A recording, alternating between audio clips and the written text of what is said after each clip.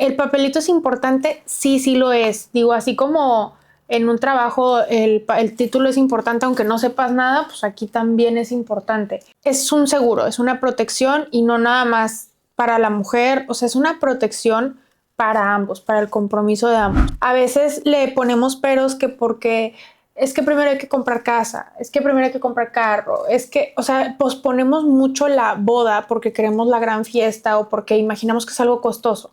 Definitivamente, y todos se merecen la gran fiesta y la gran boda, estoy de acuerdo, pero legalmente ante el registro civil, ve y cásate. Cuando dijiste que te ibas a casar, el día que pusiste fecha, ve y cásate. Y ya después ves todo lo demás y arreglas casa y arreglas todo lo que tú quieras. Cuando ya decides, o sea, casarte y sale el tema de bienes mancomunados y bienes separados, porque también luego se vuelve otra vez esta plática de que cómo nos vamos a casar por separados y no es como que esto, o sea, estamos pensando casarnos para separarnos. Pero yo creo que, o sea, es algo como que hasta objetivo y maduro, o sea, el pensar de que, o sea, ahorita estamos bien, pero en dado caso que suceda, ¿cuál es la mejor decisión para que, o sea, esta separación sea de una manera, pues, lo más pacífica, lo más amistosa posible?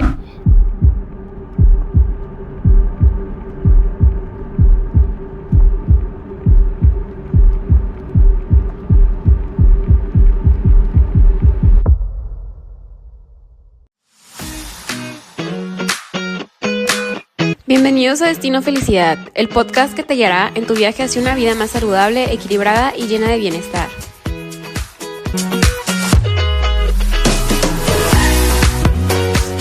Hola, bienvenidos a Destino Felicidad, un podcast enfocado en la medicina y estilo de vida. Esperamos que este contenido sea de tu agrado y alegre tu día.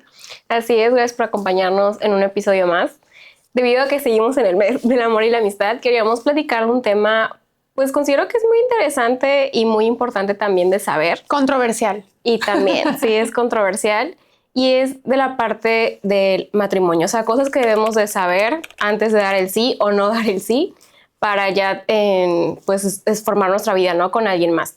Entonces, para eso, pues, le vamos a hacer unas preguntas a Mariel, que es abogada, o sea, como que para que nos oriente un poquito y también por si no sabías de ciertas cosas, por ejemplo, qué es la parte de los bienes mancomunados y todo eso, porque siento que a veces también como que hay mucha mala información respecto a este tema. Entonces, para empezar el episodio de hoy, primero como que me gustaría preguntarte qué ventajas tú le ves a firmar el papelito, porque siento que muchas veces cuando hablamos de esta parte del matrimonio, mucha gente como que le da la vuelta y saca el de que pues no necesito firmar un papel como para tener el compromiso, ¿no? Es como que la primera razón que dan, o sea, o la primera barrera que se pone de que, o sea, yo tengo el compromiso y no tengo por qué firmar un papel. Pero legalmente hablando, ¿hay alguna ventaja, o sea, en sí firmar el papel? Sí, claro, al final es un compromiso, el matrimonio, o sea, una pareja ya es un compromiso, hay que aclarar eso. Y antes que nada, y porque siempre hay diferentes opiniones, hay que recordar una cosa, el derecho es algo subjetivo, la ley está escrita para interpretarse y todo esto, al final de cuentas, cada quien argumenta y pelea su caso como puede y como lo asesoran y el juez es quien decide. Pero, bueno, hablando en términos generales, porque también, pues, el mundo va cambiando y ¿qué hacen los jueces? Pues un chorro de tesis para como que la contraparte pues se defienda, ¿no? ¿El papelito es importante? Sí, sí lo es. Digo, así como en un trabajo el título es importante, aunque no sepas nada, pues aquí también es importante. Es un seguro, es una protección y no nada más para la mujer, o sea, es una protección para ambos, para el compromiso de ambos. Mucha gente le tiene miedo, dicen es que van a cambiar las cosas, el juego, hay gente que le abruma ese compromiso, hay gente que cree que va a tener acceso a bienes, dinero y pasa tanto en la población de clase alta como en las poblaciones de clase media y baja, ¿no? O sea, es una cuestión cultural, es un chip, a veces es de ciertas edades. El papelito es un seguro, yo lo veo así, nos protege de ciertas burocracias, no nada más internos, sino que también en diversos trámites es más sencillo de comprobar el estatus en el que estamos. y protege a futuras generaciones, ¿no? Entonces, nos puede ayudar en temas, por ejemplo, de donaciones, en temas fiscales. Al final de cuentas, las donaciones entre cónyuges no están grabadas de ISR en México. En el caso de que estuvieras como en una situación de concubinato, pues ahí tendrías que pagar impuestos, ¿no? Ahora, el concubinato tiene que pasar un tiempo para que lo puedas acreditar y el matrimonio es en ese momento. A veces le ponemos peros que porque es que primero hay que comprar casa, es que primero hay que comprar carro, es que, o sea, posponemos mucho la boda porque queremos la gran fiesta o porque imaginamos que es algo costoso. Definitivamente, y todos se merecen la gran fiesta y la gran boda, estoy de acuerdo, pero legalmente ante el registro civil, ve y cásate. Cuando dijiste que te ibas a casar, el día que pusiste fecha, ve y cásate. Y ya después ves todo lo demás y arreglas casa y arreglas todo lo que tú quieras. Eso es por el lado de las herencias, de las donaciones. Ahora, ¿qué pasa en una catástrofe? Vamos a suponer de un concubinato joven que pues todavía no está en su cabeza todavía no está el planear un testamento, en dejar sus bienes a una persona en específico, etc. Cuando no hay un testamento, en estricto sentido, cuando se muere uno de los dos cónyuges, el 50% le pertenece al otro y el 50% restante a sus herederos, a sus descendientes. Cuando no hay descendientes, todo va hacia el matrimonio, hacia el cónyuge. ¿Qué pasa cuando estamos en concubinato? Esto no sucede. Entonces pasa a tus herederos y si no hay, a tus padres. Entonces, pues aquí es una desprotección para quien queda vivo, porque a lo mejor construyeron juntos una vida, a lo mejor compraron una casa juntos, pero por alguna razón lo pusieron nada más a nombre de uno o de otro. Y pues es algo que, sin una mala intención, porque a veces pensamos que el concubinato es porque hay alguien manipulando la relación y no necesariamente, o sea, a veces es desinformación. O como un acuerdo, o sea. Exacto, o sea, a veces los dos están como que cómodos en esa etapa y no tiene nada de malo esa etapa, no tiene nada de malo el concubinato, pero tienes que saber a lo que te enfrentas. Para trámites internacionales, tienes que explicarlo y demostrarlo. Entonces también hay aguas con la cantidad de papeles que te van a pedir y todas las formas que vas a tener que llenar y preguntas adicionales que vas a tener que hacer para demostrar que estás con esta persona, ¿no? Ahora, en el caso de las mujeres, y sin entrar en temas de feminismo o machismo, nada de eso, pero cuando tienes un hijo o una hija, el cónyuge, el papá, tiene derecho de decidir si le da los apellidos o no a los hijos. Y no, o sea, no están por obligación, no tienen la obligación de dárselos. ¿Qué pasa? Pues que no hay una obligación legal que lo obligue a una pensión, O sea, pues no hay un concubinato. divorcio. Exacto, porque no hay un divorcio real. Entonces, pues si él no quiere darle los apellidos al hijo, aunque sea de él, pues la ley no lo obliga. ¿Puedes entablar juicios para tratar de obligarlo? Sí puedes. Pero al final es tiempo, al final es dinero, entonces es saber a lo que te enfrentas, ¿no? La decisión al final la tienes tú. Y tú sí, porque como tú eres la persona que lo tiene, lo carga y pues sí, lo tiene, lo gesta, pues tú no tienes opción, tú le tienes que dar tus apellidos. Entonces, tú sí tienes una obligación, los padres tienen derecho a decidir si están obligados o no.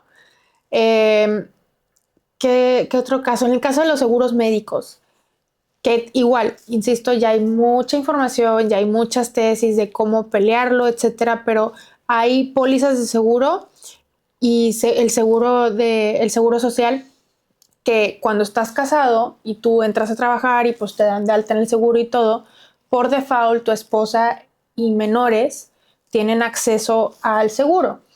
Cuando no estás casado, no tienen acceso al seguro social. Y hay pólizas de seguro que también no te permiten o no te cubren si no hay un papelito que diga que están casados, ¿no? Entonces, pues es importante saberlo, conocerlo, para que tomes una decisión. O sea, no, aquí no es convencerte de que ve y cásate o no te cases, pero es saber a lo que te enfrentas. En el tema de divorcios, que pues en un concubinato no existe el término, pero en el tema de divorcios, pues lo que sucede es que no tienes derecho a pelearle nada. Y si aparte los hijos no tienen su apellido, pues tampoco tiene una obligación con el menor. Entonces, hay una desprotección. Aquí depende mucho quién tramita, quién es quien se quiere separar y la posición económica. Y pues en bienes, hablando de mancomunados o separados, pues ni siquiera podemos hablar de eso porque no hay un vínculo matrimonial que te obligue a tomar la decisión de cómo van a manejar los bienes, ¿no? Entonces, sí tiene una serie de retos, para no llamarlo ventajas o desventajas, porque cada quien, pero, y son subjetivas, son debatibles sobre todo eso, son debatibles, depende del juez que te toque, depende cómo lo interpreten y el abogado cómo lo plasme al momento de defenderte o no. Entonces yo creo que si lo que quieres evitar son problemas legales o tener que estar demostrando todo el tiempo algo, es más fácil tener un documento que lo acredite a tener que tener una bola de pruebas para decir si vivimos en unión pacífica, vivimos juntos y de forma constante, tenemos más de 2 años, tenemos un hijo juntos, si tiene sus apellidos, una serie de temas, ¿no? Entonces es más complicado de confirmar o de demostrar que tener un acta de matrimonio. Así es. Y yo creo que también, por ejemplo, en la parte de que cuando hay esta separación, o sea, es muchísimo más complicado, más desgastante económicamente, mentalmente, emocionalmente y todo, el hacer una separación de un concubinato, cuando hay que dar toda esta fe, ¿no? De que sí estaban viviendo juntos, a cuando es un matrimonio. O sea, creo que como que las cosas, o sea, creo que en cualquier situación, o sea, sí es difícil, obviamente, porque en que se llegue a un común acuerdo, etcétera, pero creo que tal vez como que fluiría un poco más si hay como que esta figura del matrimonio, ¿no? A que solo sea el concubinato. Claro, además, algo interesante, el matrimonio, porque hay mucha gente, el tema del abandono, ¿no? Que, se fue por la leche y nunca regresó. El concubinato, eso mata el concubinato. Al final de cuentas, cuando por un periodo prolongado esa persona ya no está, entonces ya se interrumpió el concubinato.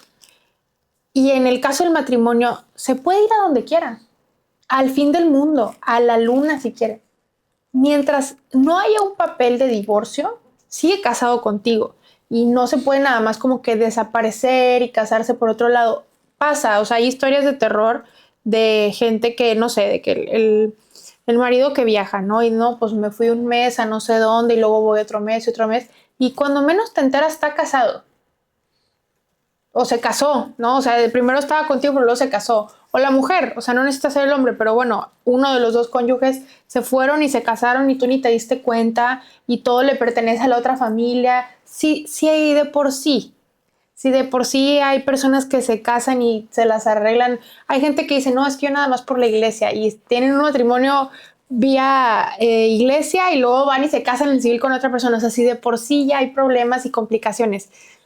Cuando tú no tienes los documentos para acreditar toda esa historia, pues tu posición se vuelve más difícil. Uh-huh. No es imposible de comprobar, solamente es más complicada. Entonces, nada más para tenerlo por ahí en cuenta, si lo tuyo no son los problemas legales y no quieres andarle averiguando o a ver qué o dejárselo a un juez, pues lo ideal es tener prueba plena. Y pues el acta de matrimonio es eso, es una prueba plena de que existe un vínculo. El matrimonio da derechos y obligaciones, hay que verlo así.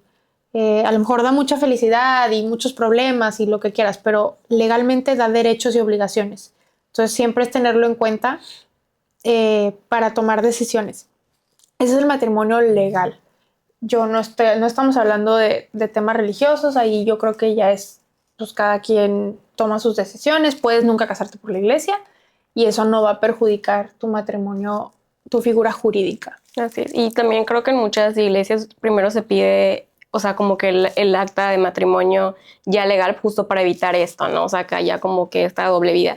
Y también sí. Dato interesante, o sea, que yo no sabía hasta que me casé, porque yo me casé en Mérida y mi esposo pues es de aquí de Monterrey. O sea, yo tuve que llevar, o sea, entre la papelería tuve que llevar una carta de soltería, o sea, de él, que yo no sabía que existía ese documento hasta ese momento. O sea, él la tuvo que tramitar, tuvo que ir al registro para que le den la carta de soltería para avalar de que pues sí, o sea, aquí no tenía ningún compromiso, ¿no? Y para que ya como que se pueda hacer efectivo el matrimonio ahí. Y esa carta te la dan aunque estés en concubinato. Ah, eso no lo sabía. Porque no hay un acta que pues diga sí. lo contrario. O sea, el registro civil tiene tu acta de nacimiento, puede tener tu acta de... O sea, el registro civil tiene todas estas actas, ¿no?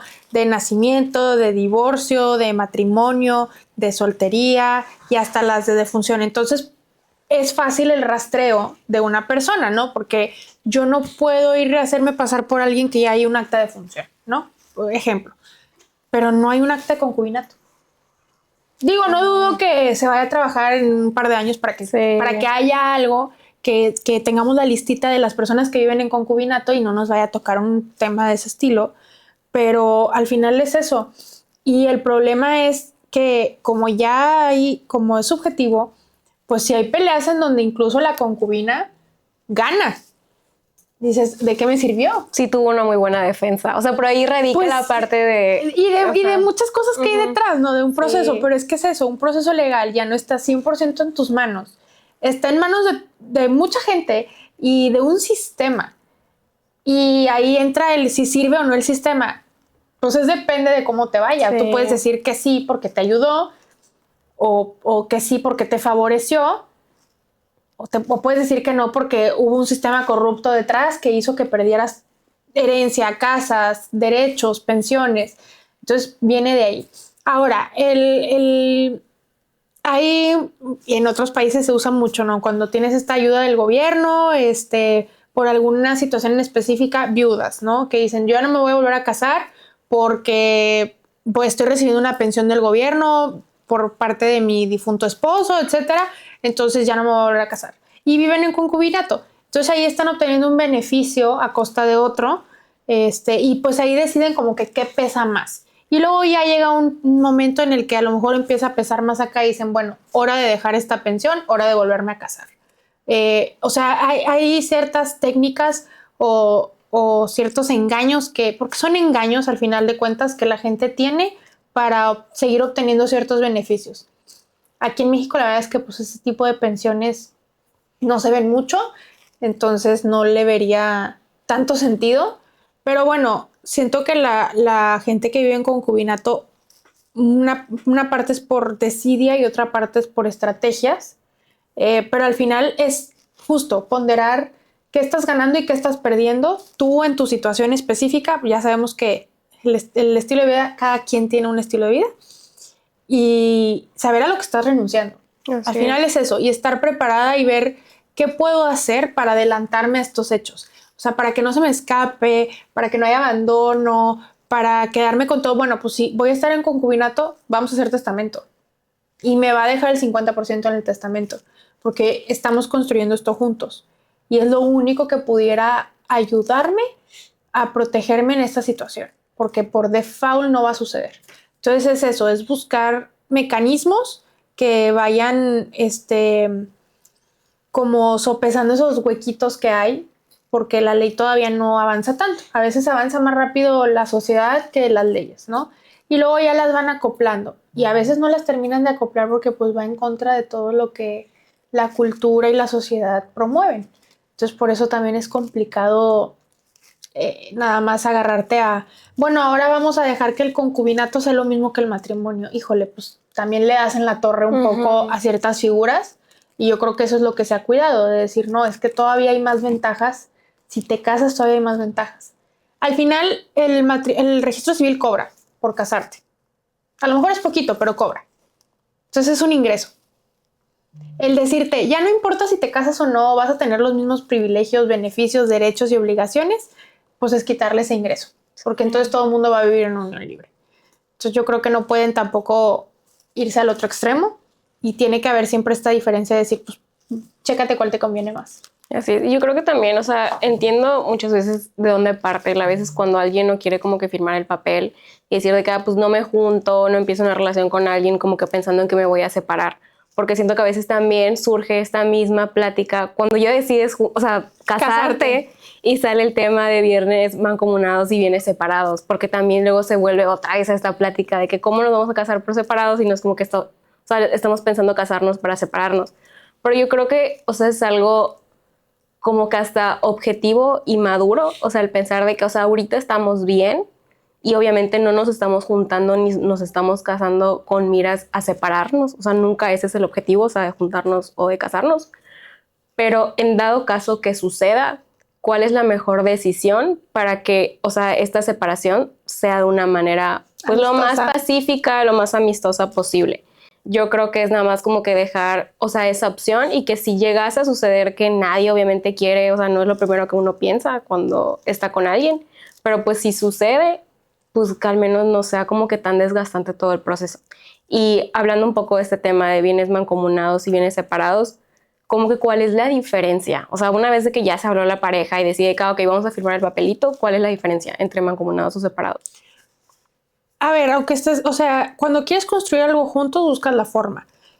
Esto viene mucho es una cuestión cultural, o siempre lo he visto así, de que incluso los papás te enseñan a eso, de que cómo, o sea, no te estás casando pensando que lo tuyo, tuyo, lo mío, mío. No va por ahí, o sea, no es de que los bienes son, esto es mío y no te dejo usarlo y esto es tuyo. Los bienes mancomunados es que a partir del momento en que tú firmas ese documento, no antes, todo lo que compres o adquieras, cualquiera de las dos partes, aunque esté a nombre de una sola persona, el otro va a tener derecho del 50%. Y esto implica siempre estar en compraventas, en arrendamientos, siempre se va a firmar con ambas partes y ambas partes siempre van a estar enteradas y se vuelve burocrático, ¿eh? O sea, digo, también hay que ver pros y contras. A lo mejor hay más control de la masa hereditaria y de los bienes, pero por otro lado, ese control implica burocracia, ¿no? Entonces, hay que ser fríos en eso. Mi recomendación es que no le pregunten a nadie de las familias, porque siempre hay opiniones encontradas, una. Menos a los papás, porque pues ellos, o sea, mis papás también están casados por bienes mancomunados.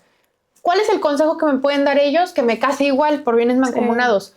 No porque estén viendo algo malo, sino porque ellos eso es lo que conocen. Esa es una. Dos, asesórense con un abogado que no conozca ninguna de las dos partes. Porque si es el abogado de los papás, pues te va a volver a decir lo mismo que tus papás. O sea, eso es lógico, ¿no? Y ¿pasa algo? No, porque es revertible. Si te casas por bienes mancomunados y hoy en día investigaste y te conviene más por bienes separados, te puedes separar. Y viceversa. Si te casaste por bienes separados y ahora quieres juntar la masa, también se puede. ¿Qué pasa? Es un show a la hora de los testamentos y herencias, porque tú haces tu testamento, pero te corresponde el 50% de esos bienes, aunque estén todos a tu nombre. Ahora, ¿qué pasa cuando el matrimonio no jaló?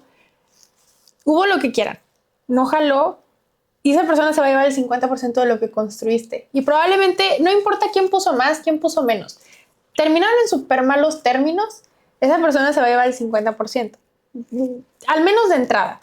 Ya después a lo mejor podrán ponerse de acuerdo en cómo van a hacer la separación. Ahora, ¿qué pasa también en un divorcio? Dilata los procesos, porque, ya sé que él quiere esa casa, pero yo tengo esto y no se lo doy y yo quiero mi 50%, entonces no va a ser dueño 100%. Entonces dilata y puede generar conflictos. Ahora, por bienes separados, ¿cuál es la ventaja? Que no están ligados, incluyendo en temas de embargos, de hipotecas, que pues hoy en día la economía también sugiere ese estilo, o sea, que te vayas más por ese lado. Si pierde tu pareja una casa o está embargado o está en el buró o lo que quieras, pues tampoco está ligado a ti, a tus bienes, porque cuando hay un embargo, pues se van en contra de o sea, agarran.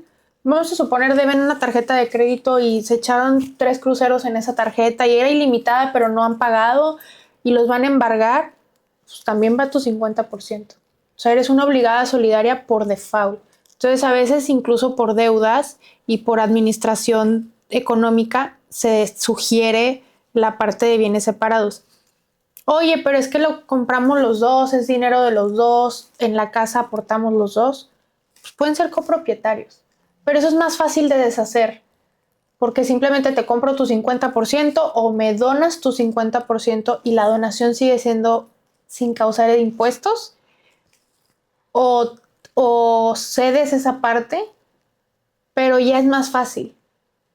Ya no tengo que hacer todo un procedimiento. El procedimiento de que están los bienes mancomunados y se hace una separación es largo y genera ciertos gastos que pues, pueden considerarse innecesarios, ¿no? Entonces, en una propiedad que vayan comprando, pueden ser copropietarios de las propiedades.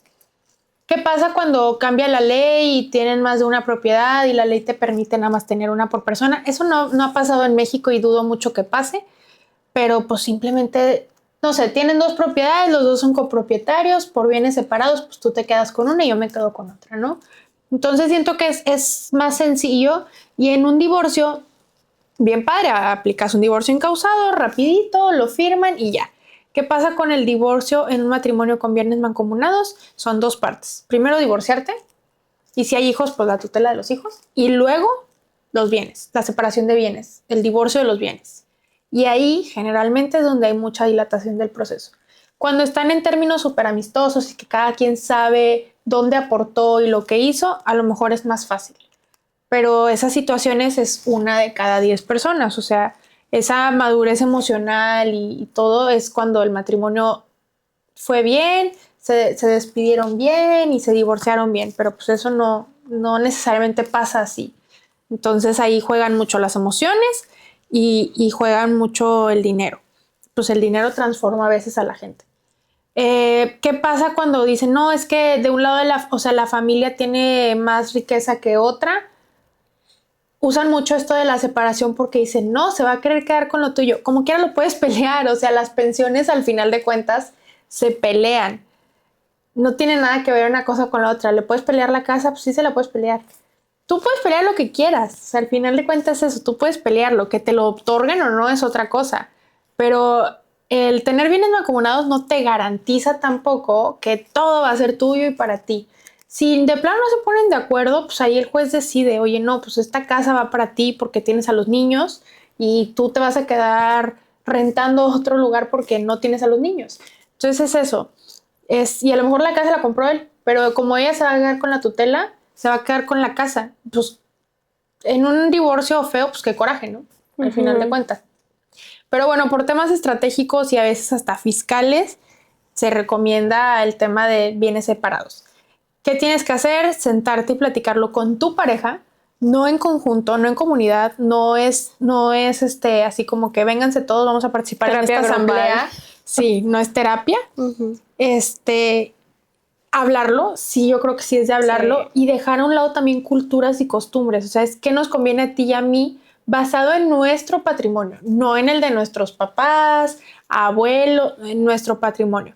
Ahora, dato bien curioso, las herencias no entran en la masa conyugal. Aunque sean lo que recibiste de herencias y de donaciones no entra. Sea cual fuera la figura. Exacto. Okay. Si te lo van a donar tus papás o quien sea, pues te lo van a donar a ti, no en conjunto, porque pues eso causaría impuestos, ¿no?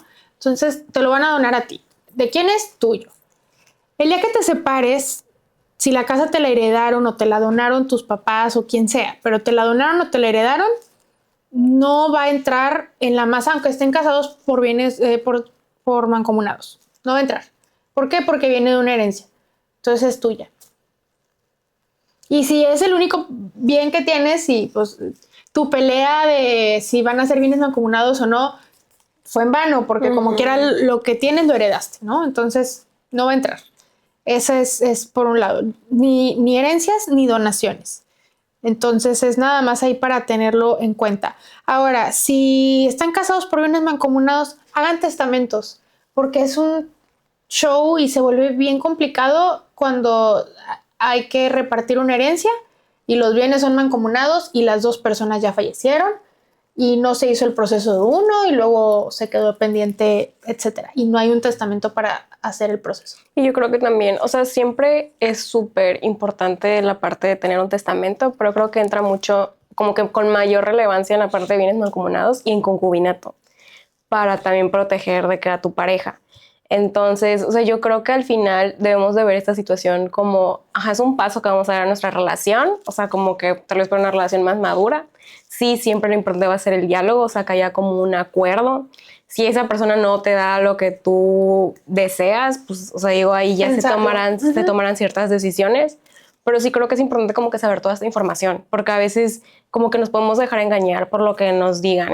Y siento que más que nada, por ejemplo, para brincar a la parte del matrimonio, muchas veces pensamos que no hay como que tantas ventajas o derechos que... O que es lo mismo, lo vemos como exacto. que, ay, pues mientras me quiera y me respete. O sea, sí, eso es parte. Es que juegan mucho las emociones. Sí, pero entonces yo siento que sí es importante como que tener esta conversación, o sea, con tu pareja, o sea, llegar a un común acuerdo, el informarte, o sea, también no solo quedarte como con lo que escuchaste ahorita, o sea, también seguir leyendo otras fuentes, en consultarlo, asesorarte, como ya comentó Mariel, con alguien que no conozca ninguna de las partes. Y al final, o sea, no ver como que estas opciones, o si es mancomunado, separado, o si me exige que me quiero casar o no casarme, pensando que me lo está exigiendo como desde que... Del desamor. Del desamor, del que no hay apego, o el que estoy ya pensando, entrando al matrimonio con una mentalidad como que de fracaso. O sea, no hay que verlo así, sino hay que verlo como que pues, es una relación, y en las relaciones hay momentos buenos, hay momentos malos, la vida pasa y nunca sabemos qué puede ser el día de mañana. Sí, o sea, alrededor del matrimonio yo creo que hay muchas emociones y está toda esta parte de me amas, no me amas, confías, no confías, o sea, juega mucho esto. Yo creo que tiene que haber un momento antes de entrar en estas etapas, ya sea de concubinato o de matrimonio, un pequeño hueco para la frialdad, de ver las cosas fríamente, de qué nos conviene y qué queremos. Porque al final, si estás con una persona, no le quieres hacer un mal, se supone, ¿no? O sea, en el 90% de los casos vamos a verlo así. Entonces no le quieres hacer un mal, ni quieres que a ti te perjudique. ¿Qué tenemos que hacer? Ponernos de acuerdo. Ahora, cada caso es único y el derecho está hecho para interpretarse. Digo, también hay que, o sea, la ley puede decir muchas cosas, puede ser muy clara, pero está sujeto a interpretación de las partes, de los abogados y de quien lo resuelve. Entonces hay que tenerlo en cuenta porque yo no tengo una verdad absoluta. Va a haber quien diga no es cierto por esto, esto y esto. Probablemente tengan razón, al igual que yo. O sea, tienen la razón, está bien. Cada quien, y hay casos, como dije, en que la concubina gana todo. O sea, y hay muchas cosas que hay detrás.